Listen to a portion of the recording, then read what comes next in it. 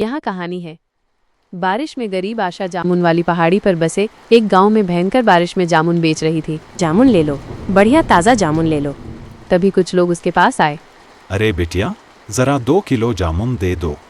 सुना है जो भी तुम्हारे जामुन खा लेता है उसे कोई बीमारी नहीं होती और पुरानी बीमारी भी ठीक हो जाती है। हाँ भैया, आप तो जानते हैं मेरा भाई बायोलॉजी में कितना तेज है। वो जंगलों से नई नई जड़ी बूटियाँ ढूंढ कर लाता है और उसका रस इन जामुन में मिला देता है, जिससे सारी बीमारियाँ ठीक हो जाती है। आशा ने उन्हें जामुन दे दिए और वो सब लोग पैसे देकर चले गए। बारिश और ज्यादा तेज हो गई, बिजली कड़कने लगी। धीरे धीरे उसके सारे जामुन पानी में गल गए। तभी एक लड़का नील उसके पास आया। आशा, ये सारे जामुन तुम मुझे दे दो। नील, तुम हर रोज मेरे पास आते हो और सड़े गले जामुन लेकर चले जाते हो, ऐसा क्यों? ताकि तुम्हारा नुकसान ना हो आशा को। नील सारे सड़े गले जामुन लेकर वहां से चला गया। जामुन बेचकर रात में आशा जब घर पहुंची तो उसका छोटा भाई अंकित, जो कि अपाहिज था, कुछ जड़ी बूटियों से रस निकाल रहा था। अंकित, ये क्या बना रहे हो तुम? दीदी, हमारे घर के पीछे जो जंगल है उसमें नए तरीके की मुझे कुछ जड़ी बूटियां मिली है। अगर इसका रस मैं जामुन में मिला दूंगा तो कैंसर जैसी घातक बीमारियां भी ठीक हो सकती हैं। क्या बात है अंकित, तेरे लिए तो मैं दिन रात मेहनत करती हूँ ताकि तेरी पढ़ाई ना रुके। खैर, आशा ने खाना बनाया और दोनों भाई बहन खा पीकर सो गए। फिर एक रोज भयंकर बारिश हो रही थी।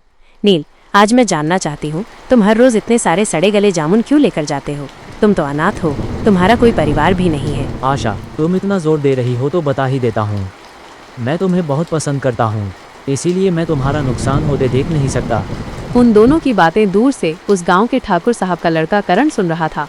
अच्छा, मैं अभी तक कुंवारा बैठा हूँ और यहाँ प्रेम लीला रचाई जा रही है। इस लड़की का जामुन बेचना यहाँ से बंद कराना होगा। अगले दिन करण अपने पिता धर्मपाल ठाकुर और बहुत सारे आदमियों के साथ आशा के ठेले के पास पहुँच गया। बारिश बहुत तेज हो रही थी। ए लड़की, आज के बाद यहाँ ठेला लगाना बंद करो, जाओ कहीं दूसरी जगह। मैं अनाथ लड़की हूँ, ये गांव छोड़कर कहाँ जाऊंगी?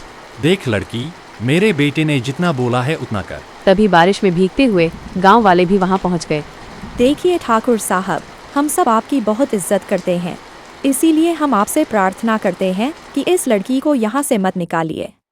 हाँ ठाकुर साहब, अगर आपने इस लड़की को इस गांव से निकाला तो हम सब आपको वोट नहीं देंगे अगली बार। ठाकुर साहब गांव के सरपंच थे। गांव वालों के दबाव में आकर उन्हें अपने बेटे के खिलाफ जाना पड़ा।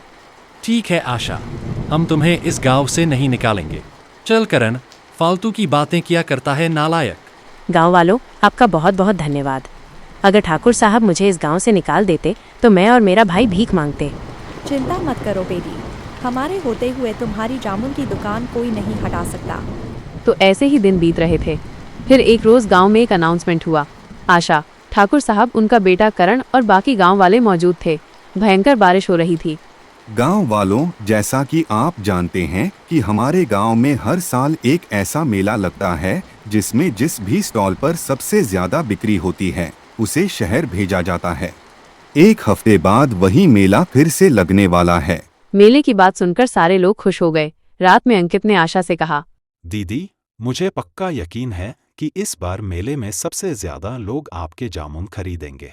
अंकित, अगर ऐसा हो गया तो हमारी जिंदगी संवर जाएगी। वहीं दूसरी तरफ ठाकुर के बेटे करण ने कहा, पिताजी, आशा के जामुन पूरे गांव को पसंद हैं। लगता है वही जीतेगी इस बार। तू चिंता मत कर बेटा, मैं तेरे लिए बहुत सारे महंगे फल के स्टॉल लगवा दूंगा। और हाँ, एक दूसरा रास्ता भी है, अपने कान इधर ला। ठाकुर साहब ने करण के कान में कुछ कहा। मेला लगने के ठीक एक दिन पहले करण ने गांव के कुछ लड़कों को बुलाया। ये लो पैसे, जितना कहा है उतना कर देना। ठीक है करण भाई, काम हो जाएगा। शाम को आशा जंगल से ढेर सारे जामुन लेकर घर लौट रही थी। तभी वही लड़के आए, आंखों पर पट्टी बांध दी, जामुन गिरा दिए, ठेला तोड़ दिया और भाग गए। हे भगवान, ये सब क्या हो गया? बेचारी रोती हुई घर पहुंची। उसे देख अंकित परेशान हो गया। तभी वही लड़के घर आए। आशा, अभी थोड़ी देर पहले हमने देखा था कुछ लोगों ने तुम्हारा ठेला तोड़ दिया। इसके पीछे नील है, जो तुमसे प्यार करने का नाटक करता है लेकिन जलता है क्योंकि वो भी अनाथ है पर कुछ कर नहीं पा रहा है। इतना कहकर वो चले गए। गुस्से में आशा सीधे नील से जाकर बोली, मैं भी दिल ही दिल में तुमसे प्यार करने लगी थी, पर अच्छा हुआ मेरी आंखें खुल गईं। तुमने मेरा ठेला पलटवा दिया, मेरे सारे जामुन बर्बाद कर दिए। आशा, तुम्हें कोई गलतफहमी हुई है? नहीं, गांव वालों ने तुम्हें ये सब करते देखा है। गुस्से में आशा अपने घर चली आई, लेकिन रात भर नील ने जंगलों से जामुन इकट्ठा किए कहीं से किराए पर ठेला लिया और सुबह सुबह आशा के घर पहुंचा। आशा, मैं कसम खाकर कहता हूँ कि मैंने ऐसा कुछ नहीं किया। ये ठेला और जामुन तुम्हारे लिए हैं। कल तुम्हारा स्टॉल जरूर लगेगा।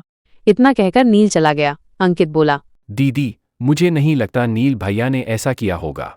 आप बेवजह उन पर शक कर रही हो। खैर, मैंने कुछ नई जड़ी बूटियों का रस निकाला है, मैं इन जामुनों में डाल देता हूँ।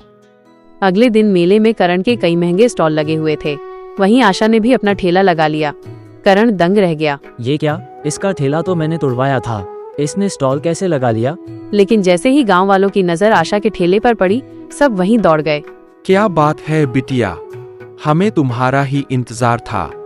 जल्दी से जामुन खिला दो। बिल्कुल काका। धीरे धीरे पूरा मेला खाली हो गया और सिर्फ आशा के स्टॉल पर भीड़ थी। विजय की जड़ी बूटियों से जामुन इतने स्वादिष्ट हो गए थे कि किसी को कुछ और खाने का मन ही नहीं हुआ।